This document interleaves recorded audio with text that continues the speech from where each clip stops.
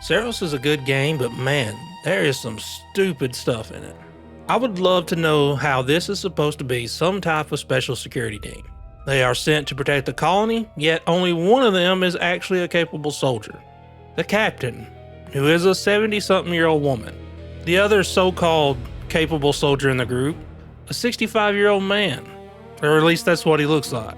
Then there's the main character Devraj, who is probably in his late 30s, and he makes sense. Then there's a guy that likes to paint and does nothing else. And then of course the engineer, a woman who just sits there and cries about everything and brings absolutely nothing to the team.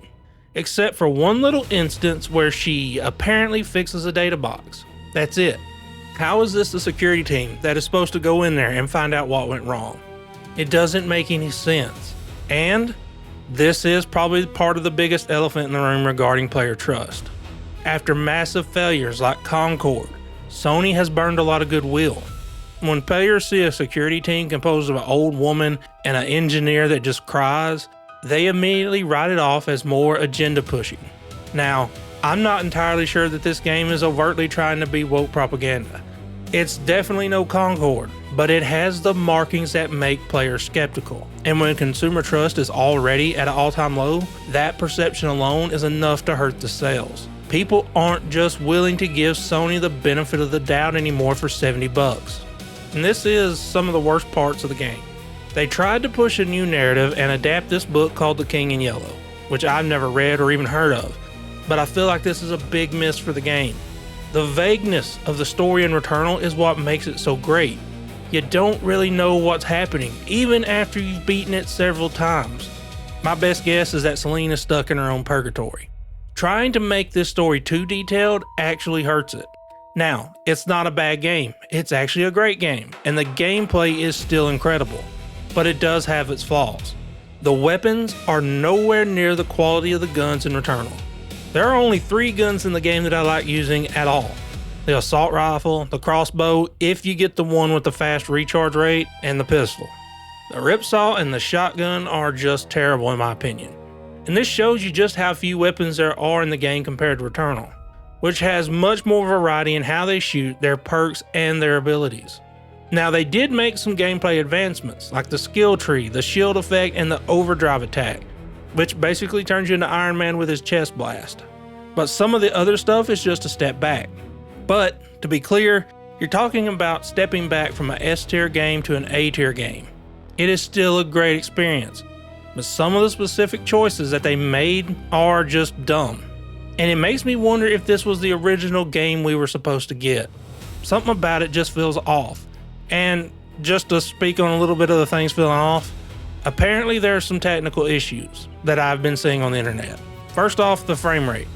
I've heard reports that there are FPS drops on the PS5 Pro.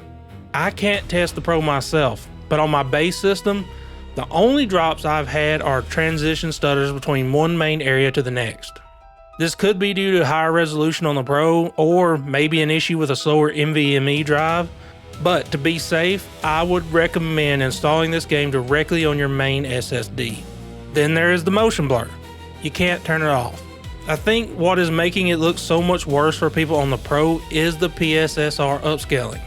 Just like DLSS, temporal upscalers can sometimes create stronger, muddier look to the motion blur effect, and create more ghosting. Now, for people using HDR, there's an issue I've seen about lifted black levels. Saros uses the system level PlayStation calibration, and to help fix that washed out look, you need to set that black level to the lowest value possible, no matter what the test pattern shows. That is the only way you're going to achieve true black in HDR. And even then, it may still have lifted blacks, but that is the best way to mitigate it. Saros is basically Returnal 2.0, which means that the game should probably have only had a 2 or 3 year development cycle, not 5 years. Why did this game take so long to make? It's not that long. It actually took me less time to beat this game than it did Returnal. And it makes me think that something got changed in this game at some point. Maybe they cut content after the massive failures Sony has had lately, and the sales numbers kind of reflect that something is wrong. Reports are saying the game has only pushed about 300,000 units.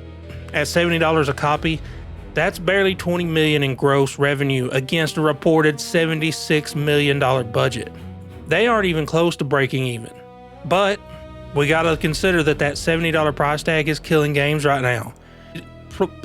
Plus the previous leadership's push to put out PlayStation games on PC has caused a massive shift in the player base. A lot of people aren't buying day one games anymore on PS5.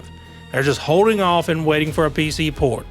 And it looks like Sony is starting to reverse course on bringing single player games to PC because of how much it diluted their console sales. This is a game that I absolutely enjoyed playing. It is fun, but the more time you take to sit with it, the more cracks start to show, and they become deeper than what they were when you first played it. I don't feel that way with Returnal. Saros is a great game, but as a sequel, it just doesn't live up to its predecessor, which would be extremely hard considering Returnal is one of the best games on PlayStation 5. Overall, I feel like choices were made that hurt the quality of Saros in terms of its total package. So even with what Saros gets wrong, the core loop is still great, and for me, the game is a play. But of course, the choice is always yours. Are you going to play or pass on Saros? Let me know in the comments.